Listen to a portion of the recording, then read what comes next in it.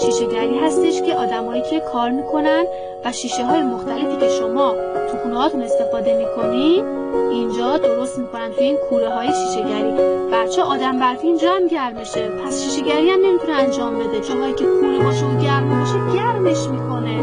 ببینین همینجوری داره آب میشه، از بین میره. و مراقب آدم برفی باید باشیم و همچنین آدمک یخیتون.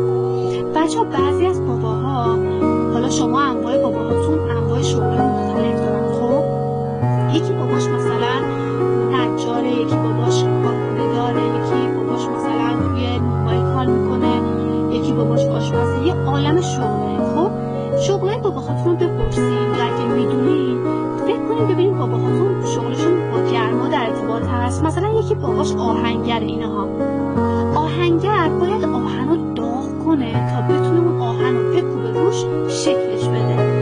اگه اون که باباش آهنگره مثل این شکل ما، میتونه در مورد شغل پدرش بیاد توی کلاس صحبت کنه، بگه پدر من شغلش آهنگریه و به گرما احتیاج داره، چون با استفاده از گرما آهنو داغ میکنه و شکلش میده.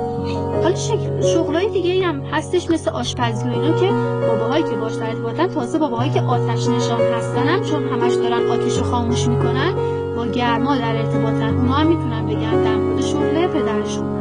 شما هم راجع به شغل پدرتون بپرسید، میایید توی کلاس به بچه‌ها و معلمتون توضیح بدید. توی هر ردیف 3 تا شکل داریم بچه‌ها، هم این ردیف، هم این ردیف و هم ردیف سوم. ما 3 تا شکل توی هر ردیف داریم. خب بچه‌ها کدوم یکی توی هر ردیف از بقیه گرمتره؟ اول اینو بررسی کنیم. بچه‌ها لامپ هم گرما داره، این چراغ برقی هم گرما داره، خورشید هم گرما داره، ولی کدومش گرماش از بقیه بیشتره؟ ببینید بچه‌ها ما داریم نور خورشید رو میگیم. نور خورشید شما زیر آفتاب وایسین دستتون رو به سمت نور خورشید بگیرید، خیلی گرم نیست، خیلی داغ نیست. یا حتی لامپی که شما زیرش وایسید و دستتون رو به سمت لامپ از دور میگیرین، خیلی گرم و داغ نیست، گاهی میتونید حتی یه کوچولو دستم بزنید.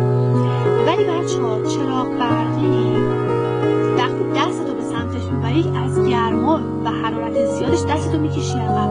پس توی ردیف اول چراغ برقی گرمش از بقیه بیشتره. اما اینو بگم اگه کسی بخواد بره به سمت خورشید، بالای بالا تو آسمون به خورشید برسه، خورشید از همه چی گرماش بیشتره. ولی ما داریم زمانی رو میگیم که رو زمینیم، اینجوری دستمون رو به سمت نور خورشید دراز کردیم از دور نور گرماش زیاد داغ نیستش که ما نتونیم تحمل کنیم، یا لامپ هم همین.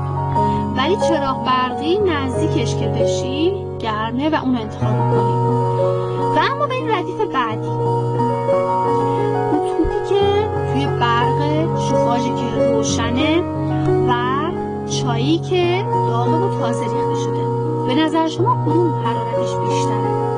معلومه دیگه اتویی که توی برقه انقدر داغ نیست من دستمو بزنم دستم بلافاصله میسوزه، اما شوفاژ و چای انقدر داغ نیست که دستم بهش بخوره بسوزه و مثلا پوست دستم قرمز بشه. ولی اتویی که توی برق هستش گرمه نسبت به این 3 تای دیگه. حالا بریم توی این ردیف نگاه کنیم. شمع خاموشه، پس گرما نداره الان چون خاموشه. اینم که آب یخمونم که اصلا گرما نداره. اما کبریتی که روشنه رو من تیک میذارم. چرا؟ چون کبریتی که روشنه گرما داره، دستتو به کبریت قسمت حرارتیش بزنی میسوزونه، پس کبریت رو انتخاب میکنم. حالا که انتخاب کردیم، بالا بخاری برقی شد، پایین اتوش، وسط اتو شد، اتو رو انتخاب کردم گرماش زیاد بود. اینجا هم که کبریتی روشنه رو انتخاب کردم چون شمع خاموش بود. اینو دقت کنید. برم سراغ سوالم. به من بگید ببینم کدوم یکی از این وسایل هم گرما داره هم نور داره، یعنی هم نور رو تولید میکنه هم گرما رو. بچه‌ها یکی خورشیده، خورشید هم نور داره هم گرما. یکی بخاری برقی که میبینید بچه‌ها بخاری برقی نورش خیلی کمه، اگه نه چراغا رو خاموش کنین، این سیمای کلفتی که داخلش هستش و سیمای نازک دورش پیچیده شده، اینها نور قرمز رنگ خیلی کمی دارن، ولی خب به هر حال نورم دارن دیگه، نورش ولی خیلی کمه، اینو میدونید دیگه. لامپی که روشن باشه، ببینید این لامپ خاموشه، مدام راجع به لامپی که روشن صحبت میکنیم، پس میگم لامپ روشن. اینها لامپ روشن رو براتون نشون دادم. لامپ روشن بچه‌ها گرماش کمه، ولی بالاخره گرم میشه دیگه. دستتون رو به لامپ بزنید وقتی روشنه، یواش یواش گرم میشه، پس هم گرما تولید میکنه هم نور. دیگه چی؟ شمعی که روشنه ها، نه شمع خاموش. شمعی که روشنه هم نور داره هم گرما، ولی گرماش خیلی نیست، کمه. کبریتی هم که روشنه همینطور. دیدین کبریتو اینها، کبریت که روشن بود هم نور داشت یکم، هم گرما داشت یکم. پس میتونم بگم همه اینایی که انتخاب کردین، خورشید، بخاری برقی، لامپ، ولی لامپی که روشن اینجاییه که اینی که روشنه. بعد دیگه چی؟ دیگه شمعی که روشنه، دوره اینم دایره میکشم، اینا همشون جز همشون که میگم 5 تا هستن. این 5 تا خورشید و بخاری برقی و لامپ روشن، شمع روشن، کبریت روشن، اینا وسایلی هستن که هم نور تولید میکنن هم گرما. منتها بعضیاشون نورشون کمه، بعضیاشون گرماشون کمه، ولی بالاخره تولید میکنن هر دو تاشو دیگه.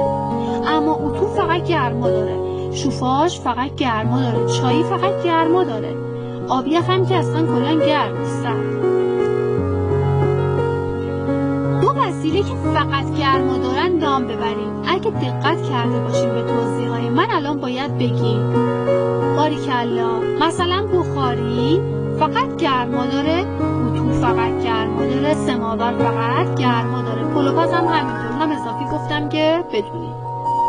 سوال بعدی، 2 تا وسیله بگین که فقط نور دارن.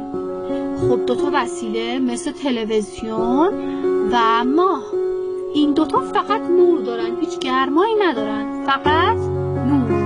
پس این 2 تا هم مثالی شد که ما برای وسایلی زدیم که فقط نور داشتن. یه سوال دیگه، چند تا وسیله به من بگین که هم نور دارن هم گرما. مگه داریم؟ چرا نه؟ بله داریم.